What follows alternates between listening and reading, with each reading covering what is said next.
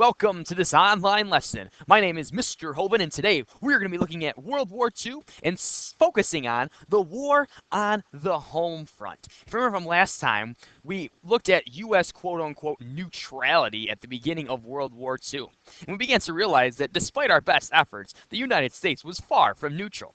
We were continuing to trade with the Allies, especially Great Britain under cash carry, lend-lease, and the like. But we also were putting limits on our trade with the Axis powers. So like the embargo we placed on Japan, which we stopped sending them steel and oil, and we put a freeze on all of their money in U.S. banks. This infuriates the Japanese, and it leads to Pearl Harbor, the attack on Pearl Harbor. And in response, we declare war on Japan. Their response was to declare war on us, and in their defense, their ally, Germany, came to their aid, declaring war on the United States of America. So now we're just getting into the war. But before we can really wage full-on war in Europe and in the Pacific, we need to prepare our home front to win the war. So there was a need for a shift in the way that the United States economy was run. Remember, we're still coming out of the Great Depression. We're not out of the woods yet.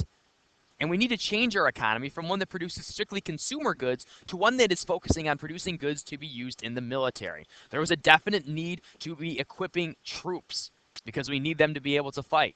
And many new agencies were created to speed up America's mobilization for war. One of such of these agencies was the War Production Board, which supervised the conversions of industries into war production. Under this program, automakers shifted from building cars to producing trucks, jeeps, and tanks. Another organization or agency that helped us prepare the home front for the war was the Office of Price Administration, the OPA. Placed limits on consumer prices and rents to prevent inflation or hyperinflation. We don't want to have simple items costing thousands and thousands of dollars because there's no limit. So this just keeps the limits on these in order to prevent the United States from falling back into a Great Depression in the middle of a war. The Office of Economic Stabilization regulated wages and the price of farm products so that farmers were still getting good money for their crops. And the War Labor Board worked to prevent strikes that would endanger the war effort. So it worked to make sure workers were working and not going on strike asking for outlandish types of rights or new privileges. And by the summer of 1942, all major industries and 200,000 companies had converted to war production. Again, we have seen the shift in the U.S. economy on the home front. So one thing that needed to happen, because all these men were being drafted into the military and heading overseas, either it be in Europe or in the Pacific, to fight, was the factories needed workers to stay in production. So who would take these men's jobs? It was women.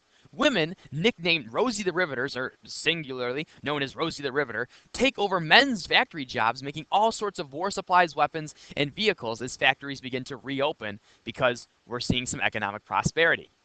Eventually, 2.5 million women were working in the factories. And although women earn less pay than men, they were able to work, but they earned less pay. And as soon as these men began coming back from battles and the war ends, most of these women lose their jobs.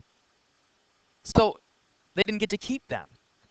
However, the work that women did on the home front during World War II forever changed public opinion about women's rights to work. And on the home front, people planted victory gardens and went on and had scrap drives. Victory gardens basically were put anywhere where there was enough space. And Americans planted gardens to produce more food for the war effort. So you'd produce food, you'd feed your family some, and some of it would be preserved and sent over for the war effort. So that idea of everyone's behind this war. And that was a big thing with the United States. When you get into a conflict, you need to have the home front behind you to keep morale up. Another activity that people participated in were scrap drives, where raw materials that were vital to the war effort were collected and processed to produce tanks, weapons, guns. And if you see this picture here, you can see all of this scrap metal that's being dropped off at a scrap drive. Again, victory gardens, scrap drives. People on the home front helping on the war front. And one thing that many families, or all families, participated in was rationing. And rationing limited the availability of many products to make sure enough were available for military use. So that idea of meatless Mondays came back into play. Every month, a household would receive a book of ration coupons, and you'd use those coupons to pay for certain items that you'd like to buy, but you only got so many per month. The blue coupons, as you can see right in here, controlled processed foods, and the red coupons controlled meats. You also got green and some spares in case you'd like to get one more of another item that you might not have a sticker for. But again, starts limiting what you can buy on certain days so that we can have these goods go to the war effort.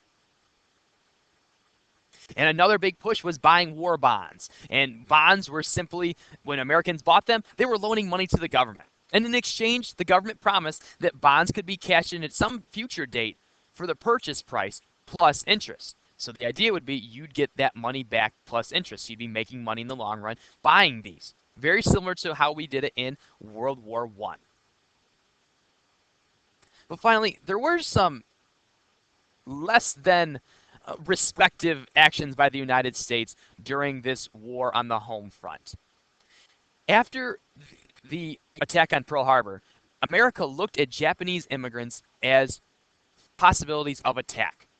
Very, very prejudicial ideals, discriminatory ideals, and they began acting on these extreme prejudices. During World War II, the government believed without proof that Japanese Americans were plotting to attack the nation. About 2/3 of these Japanese Americans were born in the United States, so over half were United States citizens, and they were called Nisei, and that was meant an American-born Japanese individual. Under FDR's Executive Order 9066, all Japanese Americans were placed in internment camps. Internment camps. Sounds similar to maybe a concentration camp. Are they similar? Are they different?